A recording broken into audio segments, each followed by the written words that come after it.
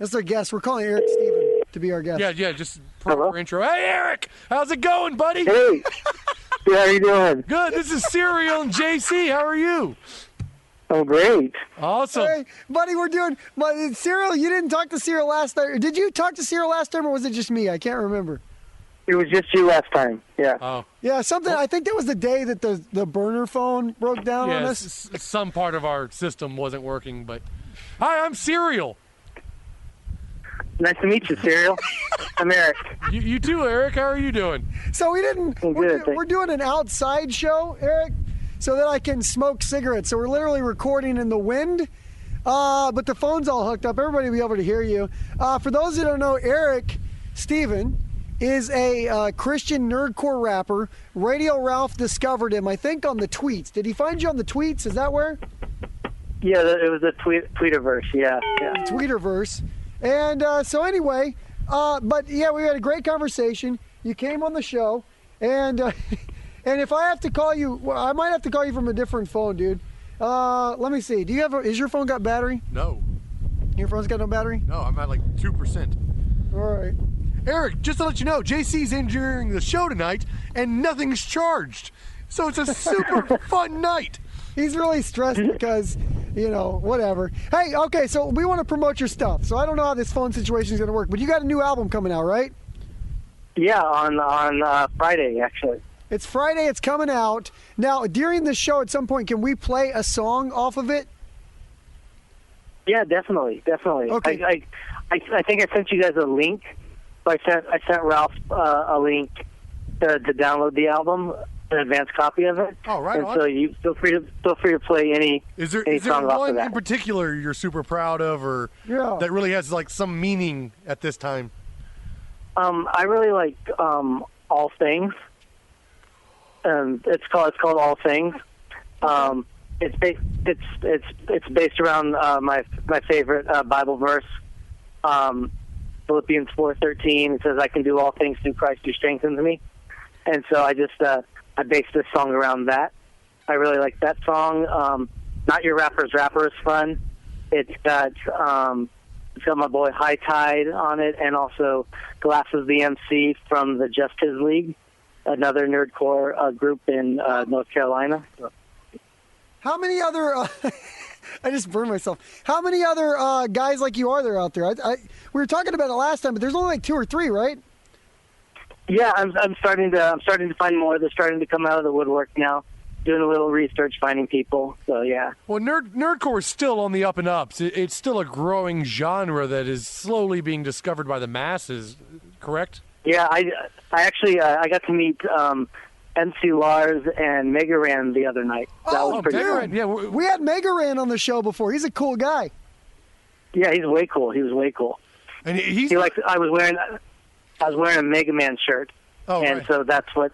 Did you go see a show of theirs, or did you do a show with them, or what? No, yeah, I saw them in concert. They were here. They were in Phoenix last week, so I would check that out. Very cool, man. So if people want to hear your new album, where can they go check it out, buddy?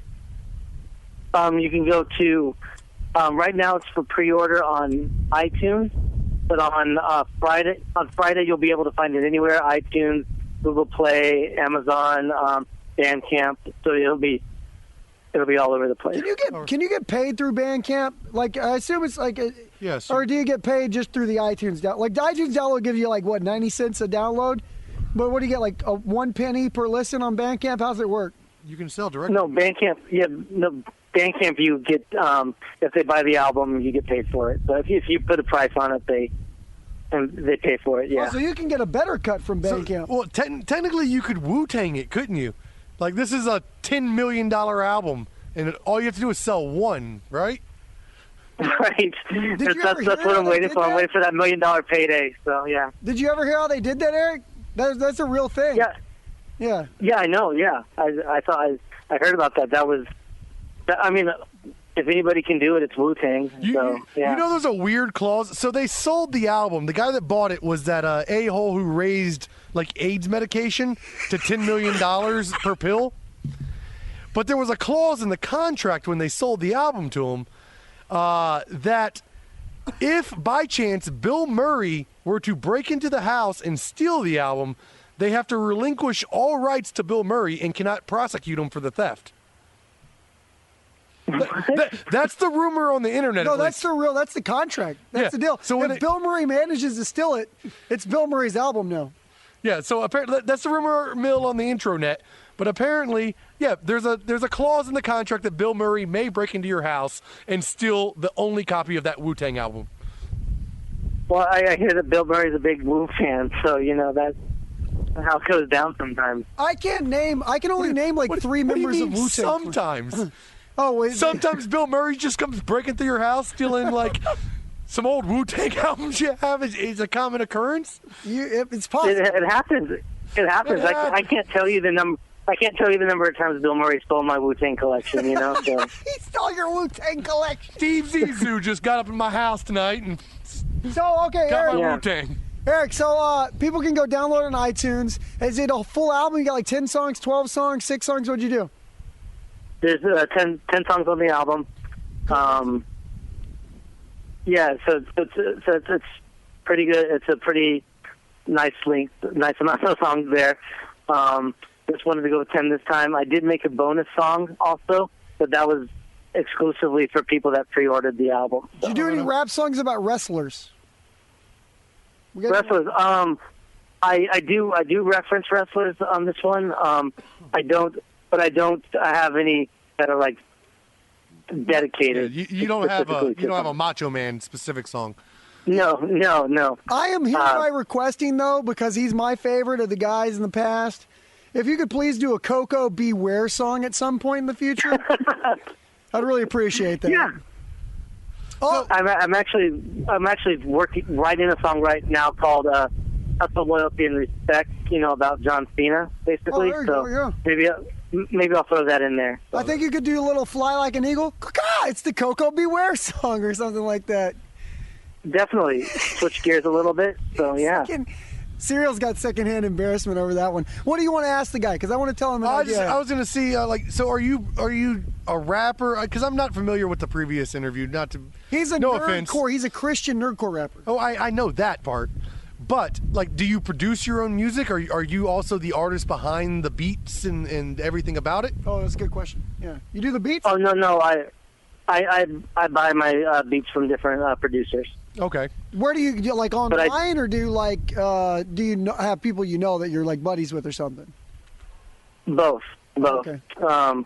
It is easier and less time consuming to just buy them from people online, But every once in a while we like to get creative and just make stuff in the studio. Where do you go to get some good beats, man? If me and Cyril wanted to lay down some beats, where do you go get some good ones? Is there a website or something? There's Joey Cutlass. He does a lot of great stuff. Do you have to buy them custom, or there's some preloaded where you can just like rip them, pay them for an MP3, and call it a day? Yeah. There's all sorts of things. You can say, "Hey, I want to do a custom beat," and then they'll give you a quote, or you can do the stuff that he already has on, and he has different like leasing options and stuff like that. What do you usually do? Usually just buy from the store, or do you get the custom tattoo? No, I'll get the. I'll just go buy from the store, just download. But I usually buy the track out, so that way I can adjust the beat the way I want it. Take out certain parts and stuff, and you're getting the full you get production. The elements. Yeah, that's pretty cool. That'd be fun to do. Now, on the other hand, on the post side, are you sending? Are you mastering and producing that end of it, or is that also out of house? Yeah, I send that out to because my sound engineer, he does all the mixing, and then we send it out to a company called Lander to do the mastering. Oh, right on. Yeah, because I'll tell you what, we dabble in our own music exploration, but we do it all in house, from beats to mastering, and that's a lot slower, tedious process for the two of us. I got an album I want to do. Here's my idea, right? You tell me what you think about it. I want to tell you this idea before we lose you, Eric.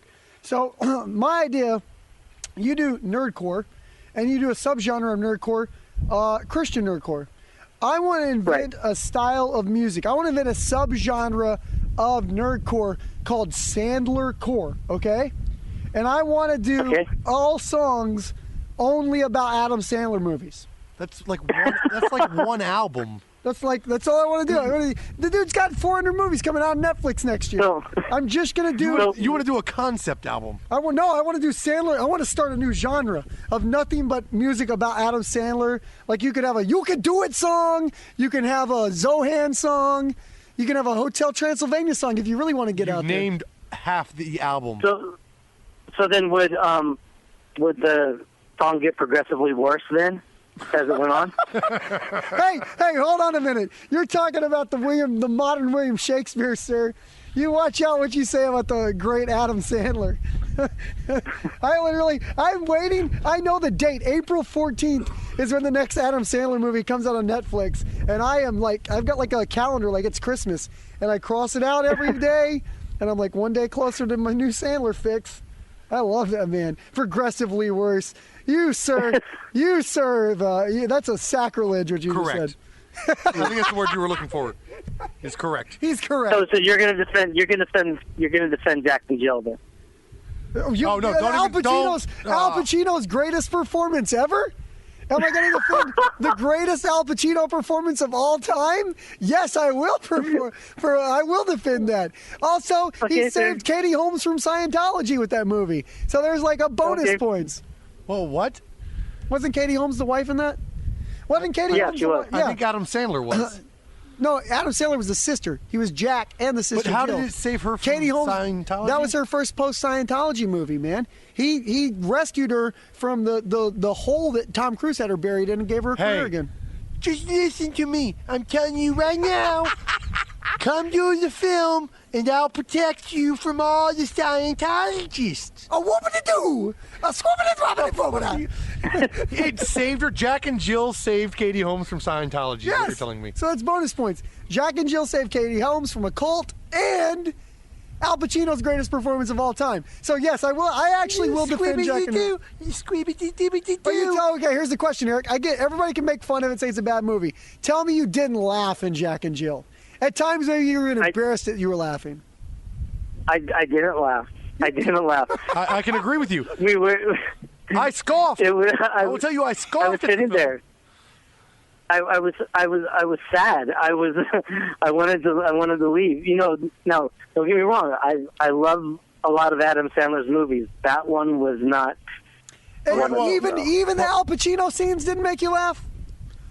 No. Okay, so here's what about the Ridiculous Six or whatever the hell that was called? Yeah, Ridiculous. Because that is also a point of contention in our Adam Sandler fandom.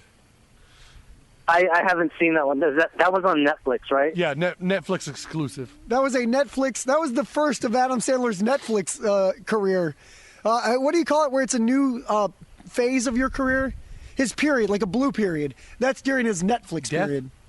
Not his death period, his Netflix period. Oh, okay. Yeah, it's so good. His Netflix period has so far, he's been 2 for 2, in my opinion. About to go 3 for 3. I actually think the only movie... 1 for 2, and The Cobbler was kick-ass. The Cobbler was good. I will say that. Everybody hates on The Cobbler. Cobbler was good. Let me think real quick. Try on another Adam Sandler. Like, the only one, I'm telling you, the only Adam Sandler movie I didn't like was Click. I'll say you didn't Click like was... Click? That seems right up your alley. No, because it wasn't about the comedy. It was about watching the guy learn a lesson. Right? It wasn't Click. I figured you would have cried yourself into a happy little place. Click had too much message for an Adam Sandler movie. I like my Adam Sandler movies with less message. I feel like you're being judgmental now. Well, I'm just telling you. Judge not. Okay, so let's remove all our Adam Sandler. What do you think of the idea of Sandlercore? Do you think it has a future? Do you think it could catch on? I'm sorry, I didn't hear you. Yeah, what do you think of my idea of Sandlercore music? Do you think that's could that catch on? Could that be the next big subgenre Is there of music? enough people to support a new genre of only Adam Sandler related music? I wouldn't be surprised. I would not be surprised. There's a niche for everybody. So. Okay, so that is the question, because we're constantly trying to as podcasters, as radio people, we're trying to constantly like broaden our audience base, but at the same time, in the world of podcasting now, you have to be so niche to grab an audience, otherwise you get lost in the ether of what is available. Is there a point where you can niche yourself out of existence? Like we only do like taxidermy, mouse, polka music. Is that too specific at some point? I don't think so. I don't think it is. What do you think, Eric? I want to know what Eric thinks. I don't know, because I think if you can, I think I found that way to niche yourself out there. Because it's like I love everything. I love comic books, Star Wars, wrestling. I love all this stuff, and they all have their own groups. They all have their own genres. Groups of people that follow after them, but they don't seem to. In my case, I haven't met too many people where it crosses over too much. So it's like. Plus, I rap, so it's like, and I'm a Christian, so there's just all this stuff. Clock repair slam poetry. I love it. I love the idea of clock repair slam poetry. The watch. I wish I knew more clock terms, because I try to make some shit up, but I don't know any term. The pendulum. A tick-tock. Tick-tock. And the clock won't stop. That's my clock poetry. Eric, so real quick, because I really don't know if the phone's going to die or not, but we're going to keep talking to you until it does, but can you promote all your, where people can go to check you out? Yeah. Go to ericstevenmusic.com. That's my website. Then ericsteven.bandcamp.com. I'm up on iTunes, Google Play, Spotify. I'm all over the place. I got you. All right, hold on. I think I accidentally hit my... oh, that's what I did. Oh, what'd you break? I knocked my headphones out of my ear. No. Anyway, so back to talking to you about other stuff, though. So you got into doing the rap music, and now you got the new album coming out. But I wanted to ask you mentioned Star Wars earlier. That's what I was trying to get to. Are you a guy, how much of a Star Wars fan are you? Will you or will you not support the prequels? Because I will support the prequels. You won't support, or you will support the prequels? I do support the prequels. Jar Jar I support is everything a major point of contention in our relationship. I love the prequels. He loves Jar Jar. I thought for a kids movie, I thought Jar Jar was fine. I don't love Jar Jar, but I don't hate Jar Jar. I'm personally a Machete fan. Machete Order. Oh, Machete Order is great. Do you know Machete Order? This could change your life, Eric. Nuh-uh. Okay, well, we got to get first your take on the prequels. Love them or hate them? I was not a fan of the prequels. I liked episode 3, all right. But yeah, I was not a fan of the prequels. I love the new stuff that they're doing, and I loved Rogue One. But yeah, the prequels I wasn't a big fan of. Okay, I'm gonna save the Star Wars franchise for you then. With it's not my own personal invention, but there's a thing online some guy came up with called Machete Order. So essentially, you're looking at, I guess it would be by the new numbers, episode 4, then 5, then you flash back to 2 and 3, then you do episode 6, 7. And you throw the Phantom Menace away. Yeah, you burn 1 like it never happened. Episode 1, it didn't exist. So the reason is, here's the idea behind it. You watch Star Wars and The Empire Strikes Back first, because then it doesn't spoil one of the greatest twists in movie history, that Darth Vader's Luke's dad, right? That's a great twist. Spoiler warning. Oh, yeah, spoilers. So you don't ruin the twist. Then as soon as you find out that Darth Vader's Luke's father, you watch episode 2 and 3 so you can find out how Darth Vader became Darth Vader. Then you watch Return of the Jedi, so it kind of surmises that story arc, and then you roll right into 7. And technically now with Rogue One, I would think you throw Rogue One on the front.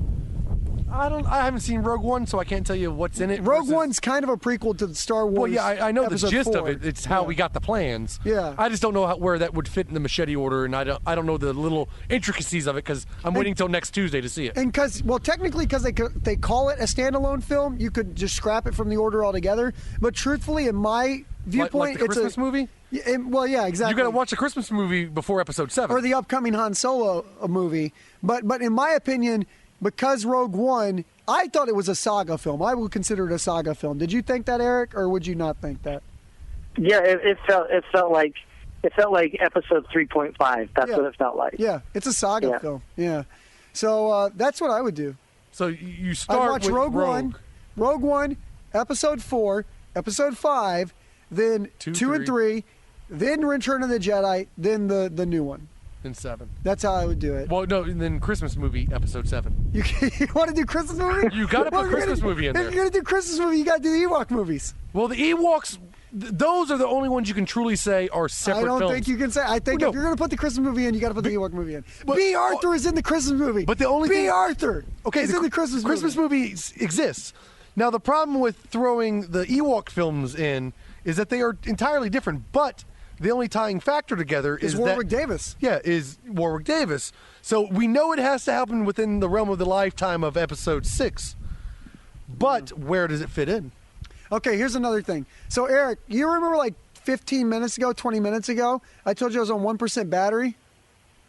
Yeah. I'm literally amazed. And I realized why I went to 1% battery so far.